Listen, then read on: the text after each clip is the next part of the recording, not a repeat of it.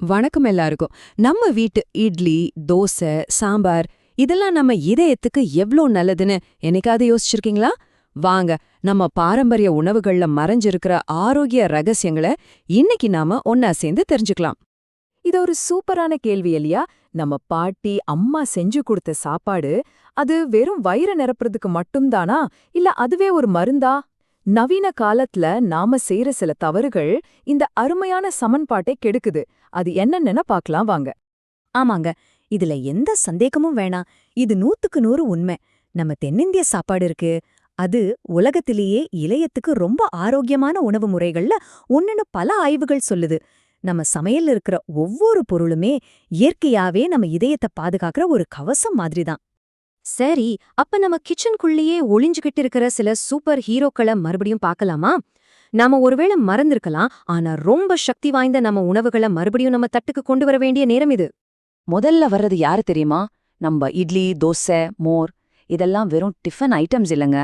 நம்ம குடலுக்கு தேவையான கோடிக்கணக்கான நல்ல பாக்டீரியாக்களை கொடுக்கற ஒரு அமிர்தம் மாதிரி. ஞாபகம் வச்சுக்கோங்க, நம்ம குடல் ஆரோக்கியமா இருந்தா நம்ம இதயம் ரொம்ப ரொம்ப பத்திரமா இருக்கும். அவ்வளவுதான் விஷயம். ப்ரோபயாட்டிக்ஸ்னா என்னன்னு ரொம்ப குழப்பிக்க வேண்டாம். சிம்பிளா சொல்லணும்னா, நம்ம வயித்துக்குள்ள இருக்கிற நல்ல நண்பர்கள் மாதிரி. இவங்க கெட்ட பாக்டீரியாக்களை விரட்டி அடிச்சு உடம்புல தேவையில்லாத வீக்கம் வராம பாத்துப்பாங்க. இதனால நம்ம இதயம் எப்பவும் கூலா சந்தோஷமா இருக்கும். இப்போ நாம ரொம்ப நாகரீகமா அரிசி, கோதுமைன்னு சாப்பிடுறோம். ஆனா அதுக்கு முன்னாடி நம்ம தாத்தா பாட்டி சாப்பிட்ட உண்மையான சூப்பர் ஃபுட் இந்த சிறுதானியங்கள் தான். ராகி களி, கம்மங்கூழ் இதெல்லாம் வெறும் பசிய போக்குறதுக்கு இல்ல, நம்ம உடம்புக்கு ஒரு இரும்பு கவசம் போட்ட மாதிரி. பருப்புல ஒரு செம மேஜிக் இருக்குங்க. ஒரு பக்கம் உடம்புக்கு தேவையான புரோட்டீனை கொடுக்கும், இன்னொரு பக்கம் நம்ம ரத்தத்துல இருக்கிற கெட்ட கொழுப்பை கண்டுபிடிச்சு அதை கரைச்சி வெளியே தள்ளிரும். பாத்தீங்களா, ஒரே கல்லுல 2 மாங்கா. முருங்கக்காய் போட்ட சாம்பார், பூசணிக்காய் போட்ட கூட்டு. யோசிச்சு பாருங்க, நம்ம சமையல் முறையே ஒரு வைத்திய முறை மாதிரி தான். இதுல மீன் சாப்பிட்றவங்களுக்கு ஒரு சூப்பர் போனஸ் இருக்கு. குறிப்பா மத்தி மீன்ல இருக்கிற ஒமேகா 3 இதயத்துக்கு ஒரு டானிக் குடிச்ச மாதிரி வேலை செய்யும். சரி, நம்ம ஹீரோஸ்லாம் இவ்ளோ சூப்பரா இருக்காங்க, அப்போ ப்ராப்ளம் இங்கதான் வருது. கதையில ஒரு சின்ன ட்விஸ்ட். பிரச்சனை நம்ம பாரம்பரிய உணவுல இல்ல, நாம புதுசா உள்ள கொண்டு வந்த சில வில்லங்க கிட்டதான் இருக்கு. யார் அவங்கன்னு பாக்கலாமா? முதல் வில்லன் சாயங்காலம் டீ கடையில நம்மள கூப்பிடுற வடை, பஜ்ஜி, சமோசா தான். இதுல 3 பெரிய ஆபத்து இருக்கு. திரும்ப திரும்ப சூடு செஞ்ச எண்ணெய், சத்து இல்லாத வெறும் மைதா மாவு, அப்புறம் பிளட் பிரஷரை எகிற வைக்கிற அளவுக்கு உப்பு. இது நம்ம இதயத்துக்கு நாமளே வைக்கிற ஒரு டைம் பாம் மாதிரி. பாருங்க, இந்த மாற்றத்தை செய்யறது எவ்வளவு சுலபம்னு. பழப்பழன்னு இருக்கிற வெள்ளை அரிசிக்கு பதிலா கொஞ்சம் மங்கலான பழுப்பரிசியையோ இல்ல சிறுதானியத்தையோ மாத்துறதும் ஒரு பெரிய விஷயமே இல்ல. ஆனா நம்ம இதயத்துக்கு இது நாம செய்யற ஒரு பெரிய உதவி. நெய், இது இல்லாம நம்ம சாப்பாடு முழுமையாகாது, அதுல சந்தேகமே இல்ல. ஆனா அளவுக்கு மிஞ்சினால் அமிர்தமும் நஞ்சுன்னு நம்ம பெரியவங்க சும்மாவா சொன்னாங்க? அது நெய்க்கும் பொருந்தும். குறிப்பா இதயத்துல பிரச்சனை இருக்கிறவங்க ஒரு நாளைக்கு 1 இல்லனா 2 டீஸ்பூனுக்கு மேல வேண்டாம். அது ஒரு மருந்தா நினைங்க. குழம்பு மாதிரி ஊத்தி சாப்பிடாதீங்க. குலாப் ஜாமுன், ஜிலேபி இதெல்லாம் எப்பவாவது பண்டிகைக்கு செஞ்ச பலகாரங்கள். ஆனா இப்போ டெய்லி ஸ்வீட் ஸ்டால்ல கிடைக்குது. அதே மாதிரி கையில கிடைக்கிற பேக்கெட் சிப்ஸ், இன்ஸ்டன்ட் நூடுல்ஸ் இதெல்லாம் நம்ம உடம்புக்குள்ள போய் சத்தமே இல்லாம சர்க்கரையும் உப்பையும் கெட்ட கொழுப்பையும் ஏத்தி விடுது. ரொம்ப ஜாக்கிரதையா இருக்கணும். சரி, இவ்ளோ விஷயங்கள் தெரிஞ்சுக்கிட்டோம், ரொம்ப நல்ல விஷயம். ஆனா இதை எப்படி நம்ம டெய்லி சாப்பாட்டு தட்டுல கொண்டு வரது? வாங்க, ஒரு ஆரோக்கியமான சூப்பரான தென்னிந்திய தட்டை எப்படி ரெடி பண்றதுன்னு இப்ப பார்க்கலாம்.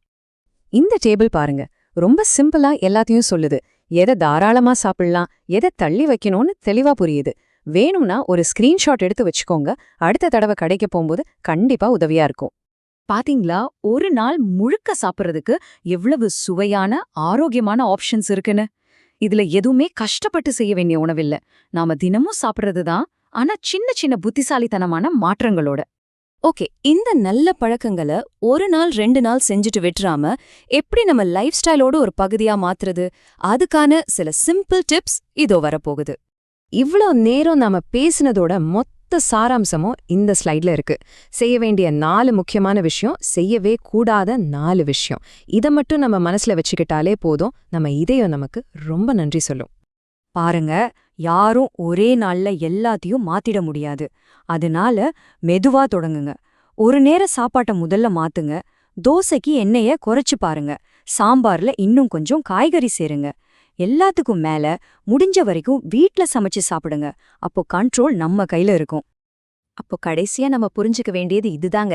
அளவா சாப்பிடணும், கவனமா சமைக்கணும், புத்திசாலித்தனமா பொருட்களை தேர்ந்தெடுக்கணும். இந்த 3 மந்திரத்தையும் சரியா ஃபாலோ பண்ணா நம்ம சாப்பாட்டை அடிச்சுக்க உலகத்துல வேற எதுவுமே இல்ல. சரி, இப்போ இந்த கேள்வி உங்களுக்கானது, நம்ம எல்லோருக்குமானது. இந்த வாரம் உங்க வீட்ல நீங்க செய்ய போற ஒரு சின்ன ஆரோக்கியமான மாற்றம் என்ன? யோசிச்சு பாருங்க. சின்னதா ஒரு விஷயத்த மாத்துங்க. நாம மட்டும் ஆரோக்கியமா இருந்தா போதாது, நம்மள சுத்தி இருக்கிறவங்களும் நல்லா இருக்கணும் இல்ல? அதனால இந்த நல்ல விஷயங்களை உங்க நண்பர்களுக்கும் குடும்பத்தினருக்கும் பகிர்ந்துக்கோங்க. வாங்க எல்லாரும் சேர்ந்து ஒரு ஆரோக்கியமான சமுதாயத்தை உருவாக்குவோம். இந்த முயற்சி உங்களுக்கு பிடிச்சிருந்தா மறக்காம லைக் பண்ணி ஷேர் பண்ணுங்க. நன்றி.